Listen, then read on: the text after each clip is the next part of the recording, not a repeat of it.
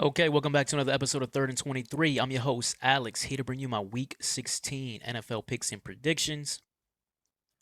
I've been kind of struggling lately. Last week I went 2-2. The week before that, 1-1.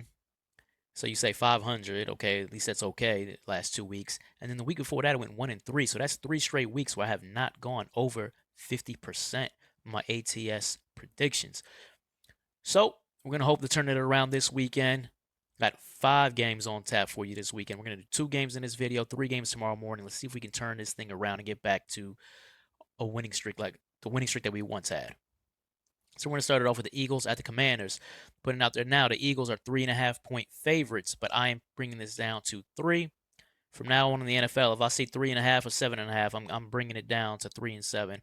I'm getting tired of getting backdoored on these on these 3.5s and 7.5 point spreads. So when we're looking at this game, to me, it's all about, well, first let's put it out there. The Eagles and Commanders. The Eagles need to win this game. They've already clinched the playoffs, but the Eagles win this game, they win the division. So there's a lot of motivation on the side for Philadelphia. There's an opportunity still out there for them to get the number 1 seed. You look at the Commanders. The Commanders have a pretty good hold of the 7 seed and the wild card, but a win in this game will really not completely secure their spot in the playoffs, but it will really go a long way into ensuring that the Commanders make it to the playoffs in Jaden Daniels' rookie season.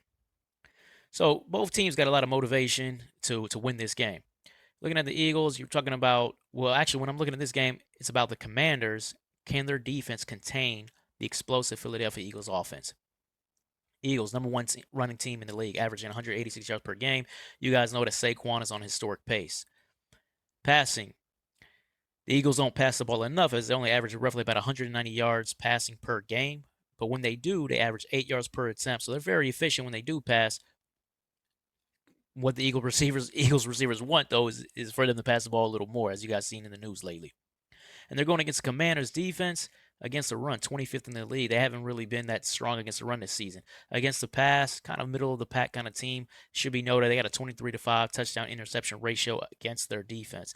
So for the Commanders to stay within this game, for the Commanders to be able to pull off an upset in this game, you're going to need to see a trend breaker. You're going to see the Commanders play the best defense they've played all season.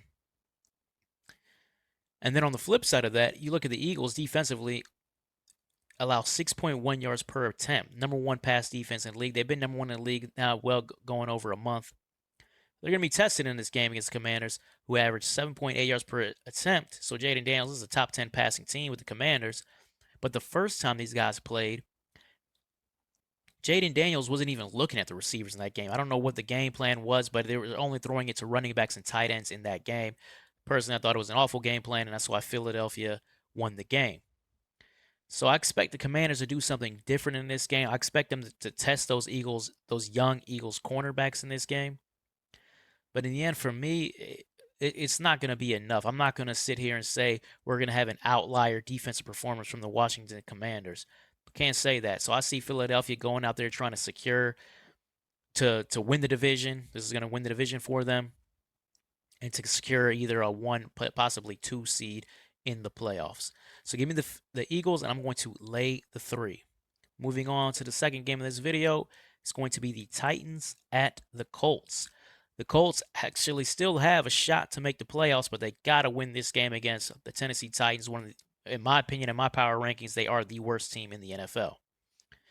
If you haven't heard, the Titans now are going back to Mason Rudolph. It's been Will Levis, Mason Rudolph all season.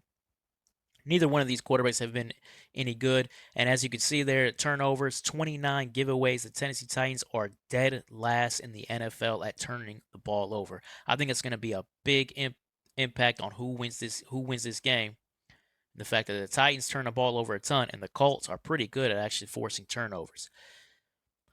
Now, also should be noted in this game, so the Colts actually are a 3.5 point favorite, but again, bringing that down to 3. One thing I want to note also is red zone performance from both of these teams. Both of these teams are pretty poor in the red zone. Both of these teams are pretty poor defending in the red zone. So I don't expect to see a lot of touchdowns in this game. So how do you cover that 3 points when you got a team that struggles against the red zone against a team that struggles stopping in the red zone? It's about, well, okay, so which team has guys who can get touchdowns? I see Mason Rudolph. I don't see a dynamic quarterback. I see a guy who turns over the rock. I see Anthony Richardson.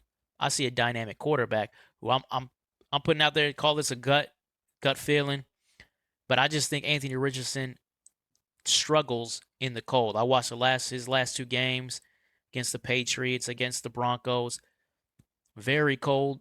It was the elements were against him. It was very cold weather, and he did not play. He did not play well. I just think being back home is something about. I just call it a gut instinct. But being back home, I think he's going to play much better in the dome against a Tennessee Titans team that's probably going to be trying to get the 1 seed. That's unlikely to score a lot of points in this game as they have issues with injuries. Tony Pollard might not play. Issues in the red zone. They're not very good, 25th in the league at scoring in the red zone, and issues turning the ball over, dead last. So go ahead and give me the Colts in this one as they try to keep their playoff hopes alive.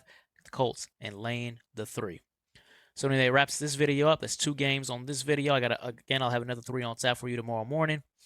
And if you like the content, please like, comment, subscribe, all of that. As you can see, my YouTube handle here in a few seconds. Take care.